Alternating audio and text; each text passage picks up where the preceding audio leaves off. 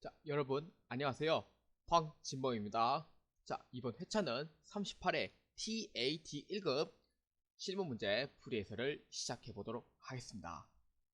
원래 당초 2월 15일 시험 치기 전에 이제 작성을 하려고 했으나 독감으로 인해서 그 유튜브 작업이 2주 동안 중단이 됐습니다. 그래서 이 좀 많이 늦었지만 이제 38회분 TAT 1급을 업로드하고 이제 다음에 이제 39회차는 이제 4월 중순까지 모두 끝내 4월 중순까지 모두 이제 업로드할 예정에 있습니다. 자, TAT 1급은 총 5개의 모듈로 나옵니다. 첫 번째는 거래자료 입력, 일반 점표 입력, 그 다음에 두 번째는 메인 매출 점표의 입력, 세 번째는 결산, 네 번째는 원천 제세, 다섯 번째는 법인 조정입니다. 법인 조정은 어렵습니다. 어렵기 때문에 법인 조정을 잘 공략을 해야 되지만 아무리 법인 조정을 잘 공략하더라도 앞에 부분을 이제 못하게 되면은 이제 이 TAT 1급 시험은 합격하기가 매우 어려울 거다라고 생각하시면 됩니다. 자, 요새 TAT 1급 문제도 좀 어렵게 나오고 있습니다. 어렵게 나오고 있지만 그래도 하면은 전부 다 풀 수 있으니까 그거에 대해서는 그렇게 걱정을 안 하셔도 이제 뭐 괜찮고 또 열심히 공부하면은 시험 합격을 충분히 하실 수가 있겠습니다. 그래 믿고 한번 문제풀이 및 해설을 한번 해보도록 하겠습니다. 자, 실무 수행평가입니다. 주식회사 한영산업은 플라스틱 가구를 제조하여 판매하는 법인 기업으로 회계기간은 제7기다. 제시된 자료와 자료 설명을 참고하여 평가 문제의 물음에 답하시오입니다. 자, 거래자료 입력은 총 2문제가 출제됩니다. 2문제가 출제되기 때문에 배점이 4점 4점으로 해가지고 나누어지는데 생각보다 문제가 길기 때문에 잘 읽어보시고 해야 됩니다. 자, 1번 정부보조금입니다. 보통예금 거래 내역입니다. 자료 설명부터 보겠습니다. 에너지 절약 시설을 구입하기 위하여 중소벤처기업부에 신청한 정부 지원금 상한 의무가 없답니다. 만약 상한 의무가 있다고 하면은 개정 과목이 달라지지만 상한 의무가 없다는 것은 정부 보조금으로 지원을 받고 이제 이걸로 해서 이제 회사를 잘 꾸려나가라 이런 의미가 있어요. 3억 원을 2019년 2월 1일 보통용 계좌에 입금받고 회계 처리했다. 2월 1일에 입금됐대요. 입금됐기 때문에 일반 전표에 2월 1일에 회계 처리가 되어 있을 거예요. 그래서 2월 1일 일반 전표를 보고 이제 해야 되고요. 그 다음에 두 번째, 기계장치 투자 일정이 지연됨에 따라 3월 2일 정부 보조금 3억 원을 농협은행 정기예금으로 예치하였다입니다. 그러니까 즉 첫 번째는 뭐냐면은 정부 보조금을 수령을 했는데 뭐에 기계를 투자를 해가지고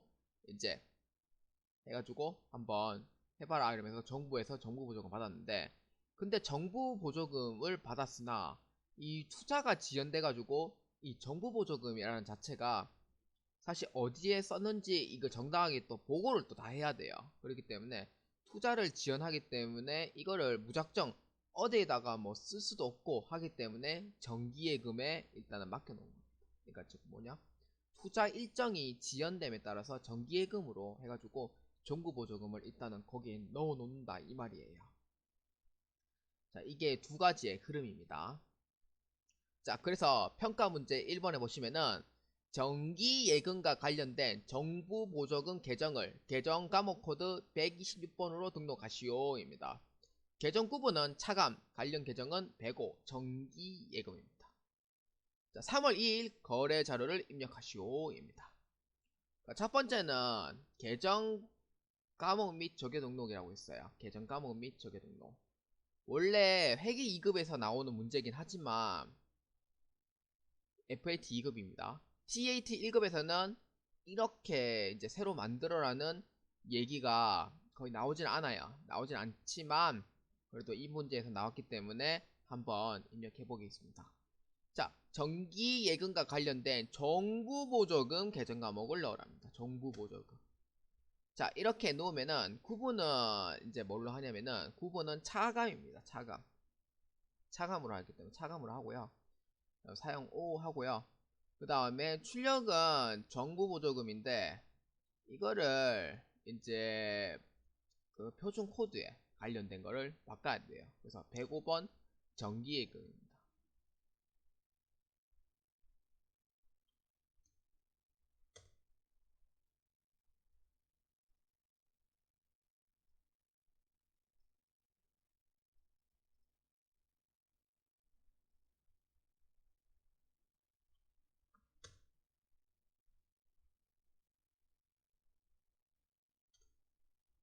자, 이렇게 해서 정기예금으로 변경하면 됩니다. 그러니까 즉 126번에 관계에 있는데 관계에 이 105번을 해가지고 이렇게 변경해 주시면 됩니다.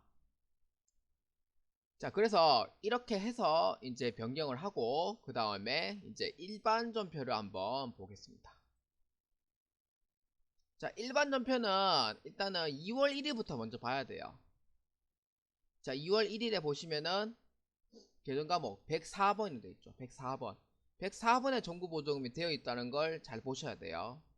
그 다음에 여기 대변에 적어 놓겠습니다. 일단은 2월 1일에 대변에 104번 정부 보조금 계정 과목이 있습니다. 그래서 이거를 이제 기계장치 계정 과목에 대체를 시켜줘야 돼요. 기계장치에 대한 이 정부 보조금으로 대체를 시켜줘야 되지만 원래는 그렇습니다. 원래 대체를 시켜주지만 현재는 그럴 수가 없기 때문에 그래서 이거는 정부 보조금을 정기예금에 관련된 계정 과목으로 대체를 해줘야 돼요. 그래서 이거에 대해서는 대체하는 게 아니고 정기예금에 대해서 대체를 해줘야 돼요. 그래서 분계를 2개를 해야 됩니다. 그래서 이거 잘 보셔야 돼요. 이거 2월 1일에 분계를 잘 보시길 바랍니다. 자, 그래서 3월 2일에 이제 이거를 그 기계를 투자를 하려고 했는데 지연이 돼가지고 못하게 됐어요. 그래서 정기예금으로 바꿔줘야 됩니다. 그래서 차변에 정기예금입니다. 그래서 농협은행으로 해주고요. 금액은 3억원. 대변에 뭘로 하냐? 보통예금입니다. 그러니까 즉 보통예금 계정 과목인데 그래서 농협은행 정기예금에 예치하였다라고 했으니까 이것도 역시 통장을 정기예금이 아니고 이거는 이제 정부 보조금의 보통예금 국민은행이라고 있기 때문에 국민은행으로 해서 변경을 해주시면 됩니다. 자, 이렇게 하고요. 그 다음에 똑같이 3월 2일에 정부 보조금을 대체시켜 줘야 돼요. 그러니까 즉 보통예금에 대한 정부 보조금은 일단 통장에서 빠져나갔기 때문에 없어졌기 때문에 그래서 이거는 이제 대체시켜주고 그 다음에 정기예금에 대한 정부 보조금으로 대체시켜줘야 됩니다. 그래서 차변에 보통예금에 관련된 정부 보조금 2월 1일에 대변 되어 있는 104번을 이제 차변으로 대체해주고요.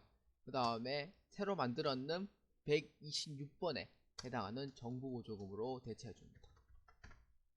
자, 이렇게 해서 이제 분계를 해주시면 되겠습니다.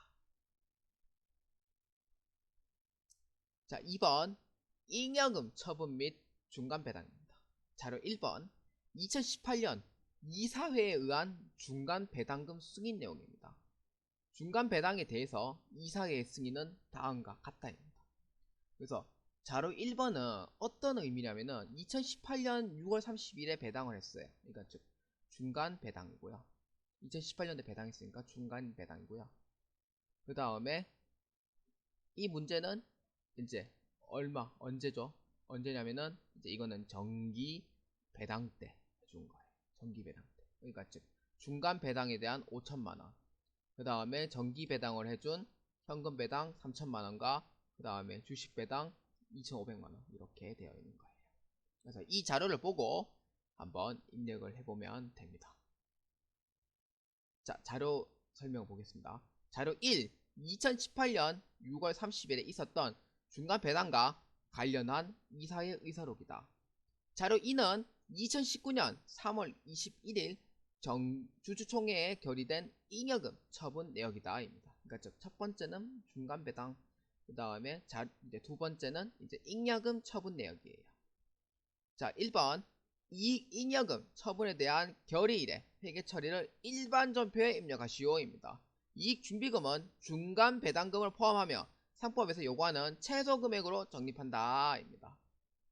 자, 처분액에 의한 결의일은 2019년 3월 21일로 되어 있습니다. 여기죠. 2019년 3월 21일 요거입니다. 그래서 1번에 중간 배당금도 포함하라고 되어 있어요. 그래서 차변에 2월 이익 잉여금입니다. 375번입니다. 자, 이익 잉여금 얼마냐면은 이제 일단 차변의 금액은 일단 놔두고요. 놔두고 대변부터 먼저 하겠습니다. 차변 일단 놔두고 대변에 이제 배당금 돼 있죠. 미지급 배당금 입력합니다. 미지급 배당금은 이제 주주총회에 의한 현금 배당 금액을 작성합니다. 자료 2번입니다. 그 다음에 미교부 주식 배당금, 그러니까 주식 배당을 선언만 했고 지급을 안 한 거기 때문에 미교부 주식 배당금과 그 다음에 이익준비금 반드시 해줘야 됩니다. 이익준비금은 자본금의 2분의 1까지 도달할 때까지, 그러니까 자본금의 2분의 1까지 도달을 해야 되고요. 그 다음에 현금 배당의 10%만큼 이제 강제적으로 적립을 해야 되는 게 이익준비금입니다. 자, 이익준비금은 요 금액과 요 금액을 더해줘야 돼요. 5천만원과 3천만원. 그래서 8천만원에 얼마? 현금 배당의 10%니까 800만원만큼 이익준비금을 해서 그 입력을 해주시면 되겠습니다. 자, 이익준비금은 800만원 입력해주고요. 그 다음에 나머지 금액은 이제 2월 이익잉여금으로서 6,300만원만큼 이제 잉여금 처분에 의하여 입력을 하시면 되겠습니다. 그러니까 즉 미지급 배당금은 이제 잉여금 처분에 의한 3천만원만 작성하고요. 중간 배당금은 이미 다 줬기 때문에 거기는 작년 7월 25일에 대한 부분이기 때문에 2018년도에 이미 이제 지급을 하고 끝나는 거예요.